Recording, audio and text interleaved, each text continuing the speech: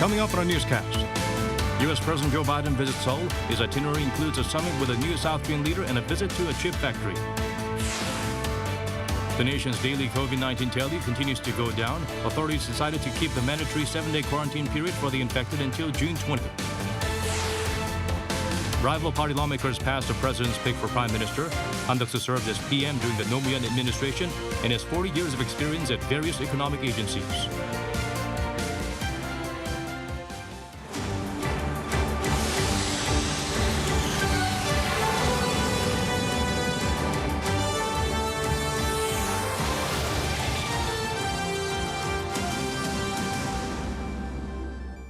Hello, we'll be wrapping up the week well. I'm Daniel Che here to bring the latest. Let's begin with our top story. U.S. President Joe Biden begins his official visit to South Korea. First stop for the commander-in-chief, a trip to a chip factory in Pyeongtaek. Yoon Jung-min starts us off. U.S. President Joe Biden landed in Osan Air Base late Friday afternoon, opening his first Asia trip as president here in South Korea, and the first stop, Samsung Electronics Semiconductor Complex in Pyeongtaek. This is also where he met for the first time South Korea's newly elected President Yoon Suk-yeol, where the two heads of state were hosted by Samsung Electronics Vice Chairman Lee Jae-yong in a tour of the world's largest semiconductor plant. Marking their visit, Presidents Yoon and Biden signed on the semiconductor wafer instead of the visitor's book. The two leaders' visit here underscores the emphasis the two have placed on strengthening economic security alliance from trade to supply chain resiliency and stretching to the realm of high-tech alliance. 오늘 바이든 대통령의 평택 캠퍼스 방문은 반도체가 갖는 경제 안보적 의미는 물론 반도체를 통한 한미 글로벌 포괄적 전략 동맹의 의미를 되새길 수 있는 좋은 기회가 될 것입니다. That sentiment echoed by the American president. This is an auspicious start to my visit because it's emblematic of the future cooperation and innovation that our nations can and must build together. The U.S. president said now is the time for the U.S. and like-minded partners to invest in each other, while the South Korean leader expressed hopes for more U.S. incentives to South Korean chipmakers making investments there and encouraged more American firms to tap into the Korean market. Seoul's top office says the two countries will keep communicating through the Semiconductor Partnership Dialogue channel to bolster cooperation. Slated for Saturday afternoon is the 90-minute-long Yoon-Biden bilateral, during which they will focus on the allies' coordinated response against North Korea's provocations and global issues, among others. The two leaders' visit here to the semiconductor plant, the first leg of their trip together, shows their focus on cooperation in economic security, which will be revisited by the two leaders at their bilateral summit tomorrow. Yoon Jung-min, Arirang News, Pyeongtaek.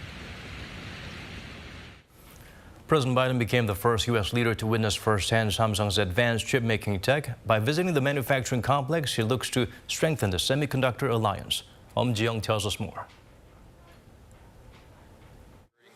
U.S. President Joe Biden's first stop in South Korea, a trip to the world's largest semiconductor plant, boasting the world's first base for 3-nanometer class chips.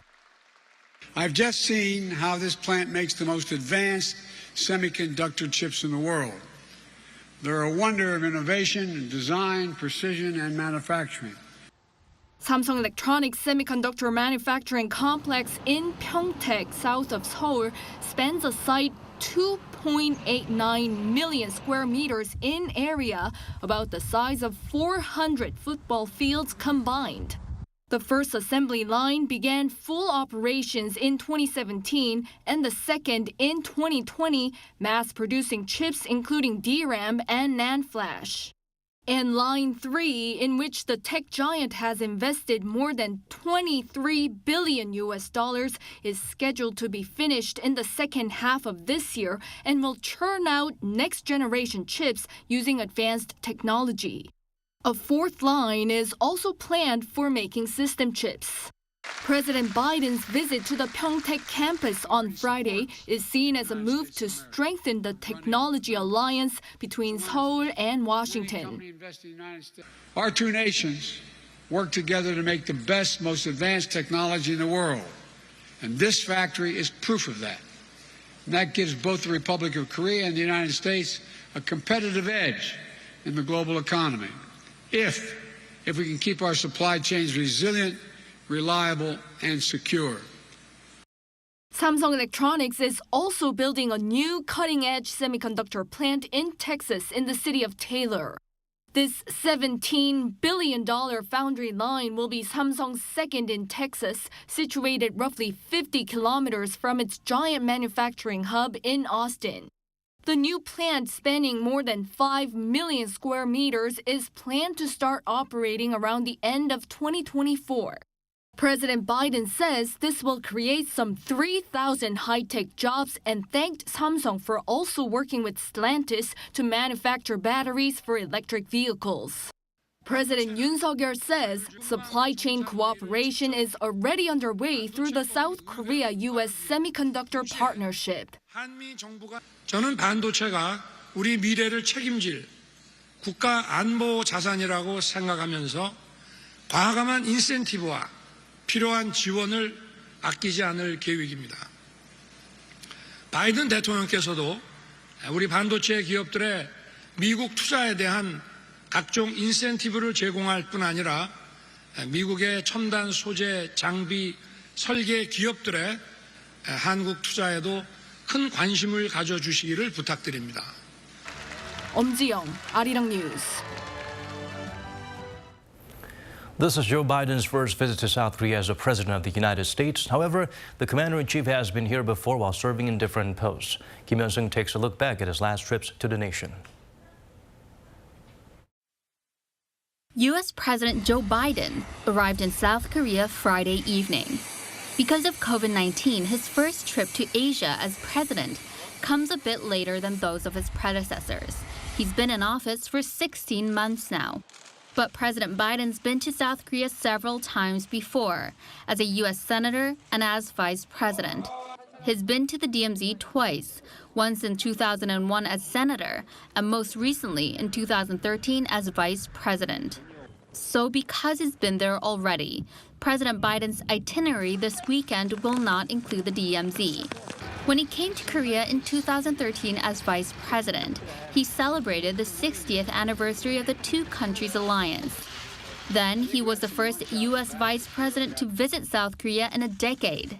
He met with then President Park Geun-hye and spoke about the U.S. pivot to Asia. And now President Biden is following in the Obama administration's footsteps. He is the third consecutive president who sought to shift the focus of U.S. foreign policy in order to check China's growing regional influence. In 2013, Biden also spoke at Yonsei University.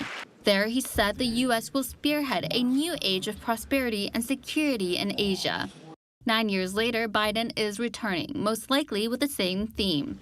His commitment to Asia seems to remain firm, especially with China still seen by the U.S. as its main challenge.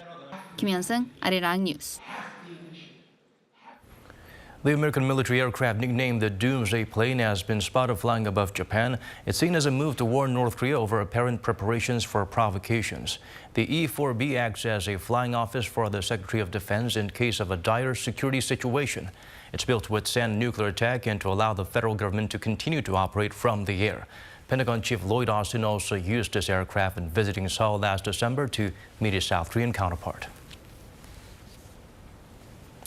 South Korean authorities announced an update to virus protocols. Infected people will still be required to self-isolate for 7 days. In-person visits to nursing homes are allowed. Song Yoo-jin brings the updates. Should a person still have to self-isolate for 7 days after testing positive for COVID-19? South Korean health authorities answered that question on Friday. The Central Disaster and Safety Countermeasures headquarters announced that they will leave quarantine rules as they are until June 20th. Without quarantine, the number of virus cases could surge in June or July. Case numbers are expected to rise more than 4 times if people aren't isolating. Health officials will assess the virus situation, listen to expert opinion, and then make another decision next month. Also next month, middle and high school students will take their final exams. And even though quarantine measures have been extended, students who test positive or have COVID-like symptoms will be able to take their tests in separate classrooms. This is to ensure that all students can take exams under equal conditions. Those with loved ones at nursing homes or care hospitals will still be able to visit as well. In-person visits to nursing homes and care hospitals have been allowed temporarily from April 30th to May 22nd. Based on the country's stable virus situation and rising demand, visits will be available until further notice. Meanwhile, South Korea reported 25,125 new COVID-19 infections on Friday. That's down more than 3,000 from the day before, marking the second straight day that the tally has stayed in the 20,000s. There were 43 related deaths, and the number of critically ill patients stood at 251. 송유진, Arirang News. Seoul's top diplomat believes Pyongyang ignoring offer of medical aid is rooted in the regime's ideology of self-reliance. Meanwhile, the nation's unification minister emphasized the need for patience and to continue reaching out to the north. It's been over a week since the reclusive state reported its first COVID-19 outbreak. The total number of people with symptoms of fever, as the regime calls it, has now surpassed 2 million. With 2 additional deaths reported on Friday, the total stands at 65. Han Duck-soo has been formally approved as Prime Minister by the National Assembly. This comes as the main opposition decided to vote in favor, making a last-minute shift in stance. Lee Kyung-eun has the full story. Prime Minister Han Duck-soo is finally given the green light to take his post 47 days after first being nominated by President Yoon Suk-yeol. I will pursue our national goals based on integration and bipartisan cooperation so that they can be realized. The appointment comes as the National Assembly on Friday formally approved him as Prime Minister, the only cabinet post in South Korea that requires parliamentary approval. Of course, members of the president's People Power Party voted in favor. The opposition Democratic Party, which holds the majority of seats, also joined. It was a last-minute shift in stance following an extended internal debate. Since Han is the first prime minister of the new government, we decided to make a huge concession to approve in order to ensure there are no gaps in the management of state affairs.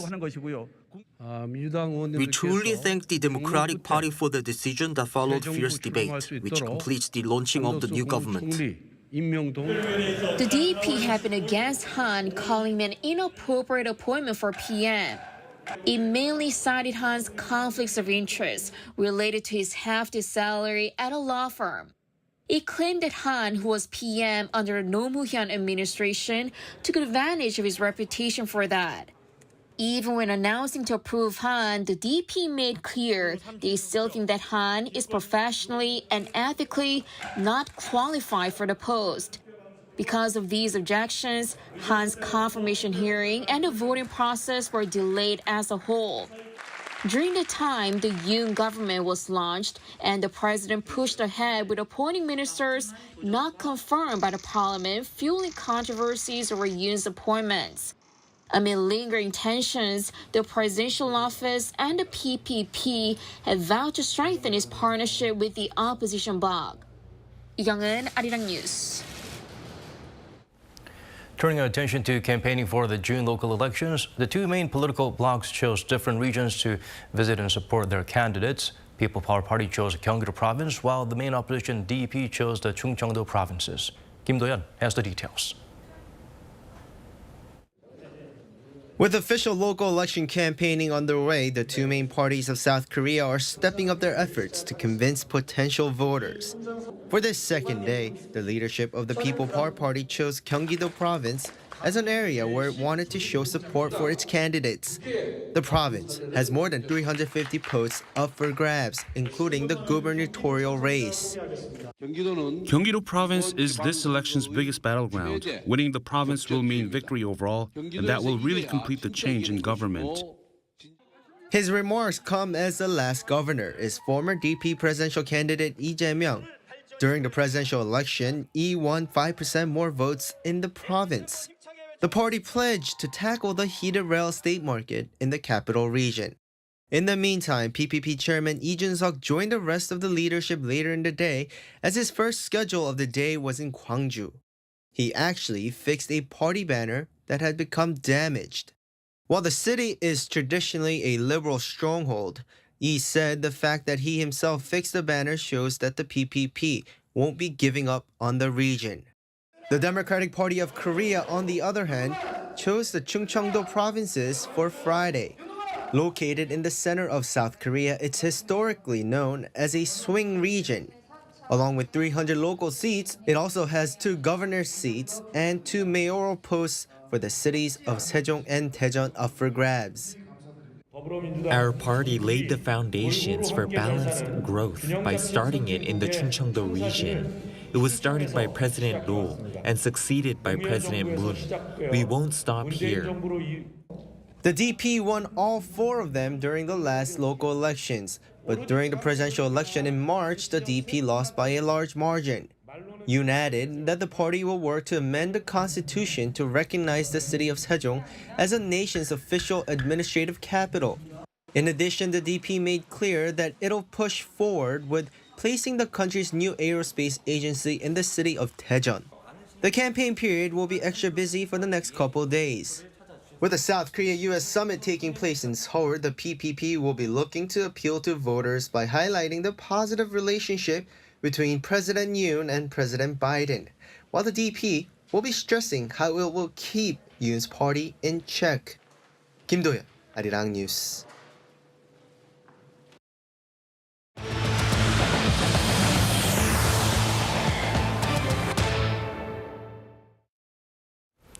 Ukraine's president says Russia is committing genocide, highlighting that the Donbas region has been completely destroyed. The U.S. Senate approved $40 billion in aid. President Biden reassured Finland and Sweden that their bid to join NATO has America's full support. Han Sung-woo has the latest. Ukrainian President Volodymyr Zelenskyy said in his nightly video address Thursday that the Donbas region has been completely destroyed by Russian forces, calling their actions a deliberate and criminal attempt to kill as many Ukrainians as possible. It is hell there, and this is not an exaggeration. The brutal and absolutely senseless bombardment of Severodonetsk. There were 12 killed and dozens wounded in just one day. The bombardment and shelling of other cities, air and missile strikes by the Russian army. Citing an informed source, Russian state-owned news agency TASS reports Moscow's state-of-the-art Sukhoi 57 stealth fighter jets have been deployed in Ukraine since 2 to 3 weeks after the invasion began. The situation in the besieged Azovstal steelworks complex in the demolished southern port city of Mariupol, meanwhile, is yet to come to an end.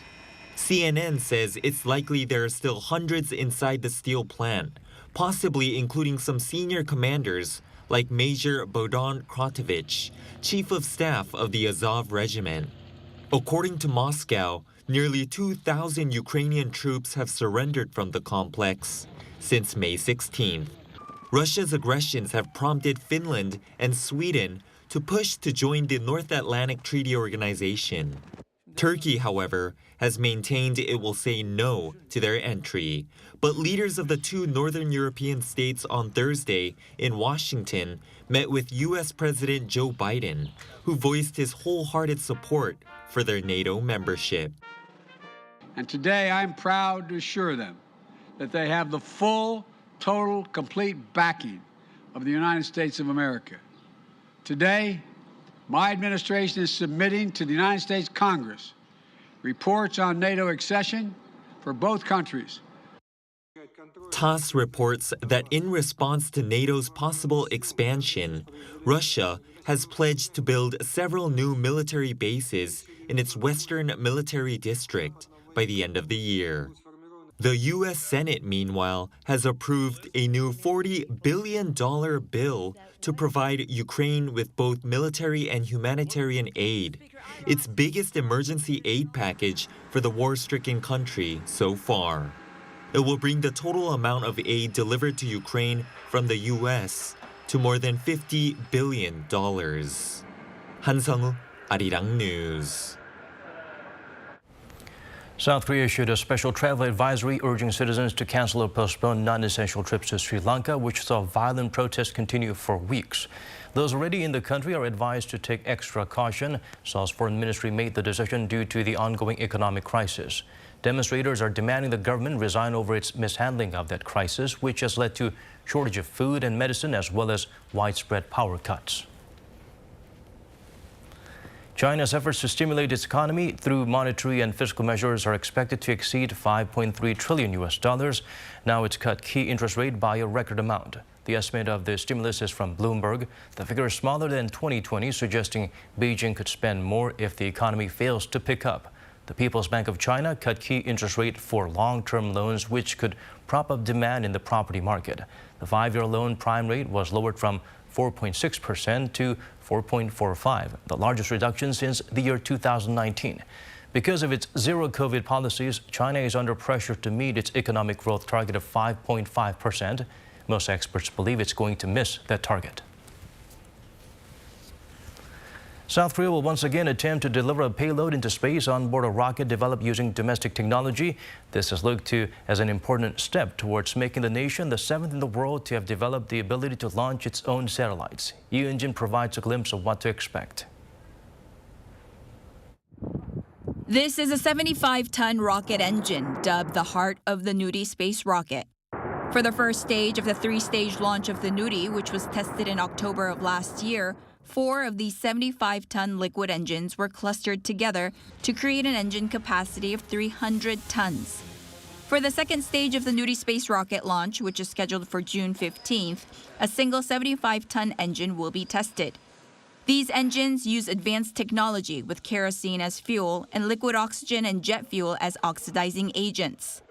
Though the first stage launch last fall failed to deliver its mock payload into orbit, its smooth flight marked a milestone in South Korea's aerospace history.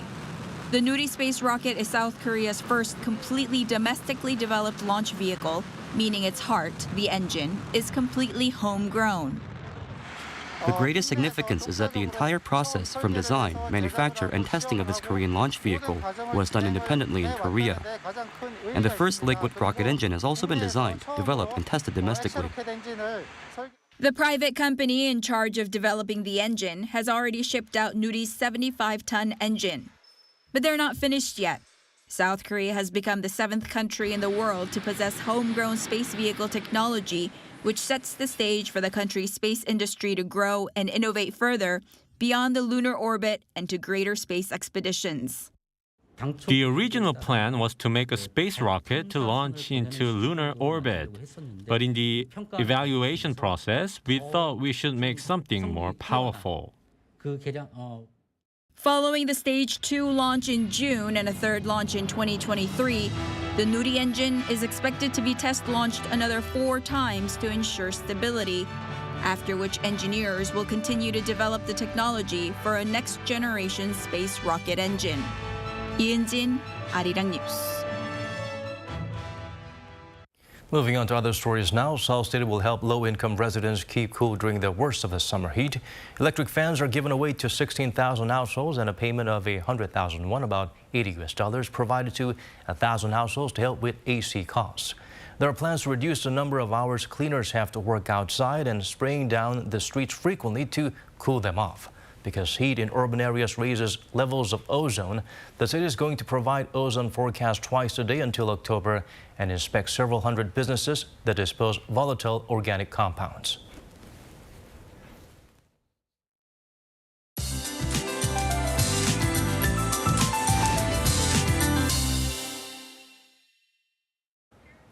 The This weekend, the forecast calls for sunny skies with temperatures above the seasonal norms. Highs in the capital will hover near 26 degrees Celsius, but be wary of wide temperature gaps as mornings and nights will be relatively breezy. Most regions will see a difference of at least 10 degrees, so dressing in layers will be highly recommended. Southern parts of the country will see some passing showers tomorrow. The amount of rain won't be too much. Parts of Jeollado and Gyeonggi-do provinces will see 5 millimeters of rainfall. The slight rain won't be enough to ease off the prolonged dryness. Therefore, dry conditions are set to continue into this weekend. Most regions will see sunny skies tomorrow. Morning lows in Seoul and Daejeon will start off at 15 degrees.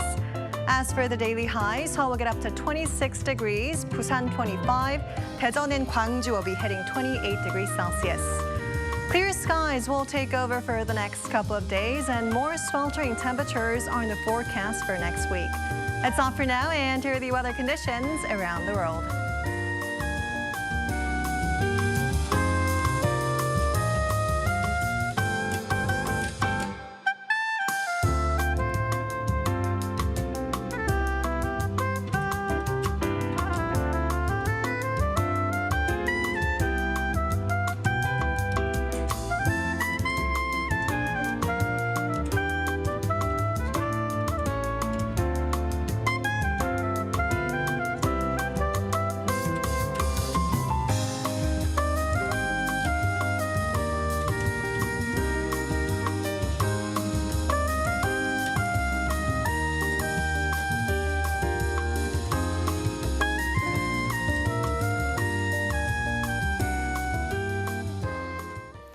Time to wrap things up. As always, thank you for staying with us.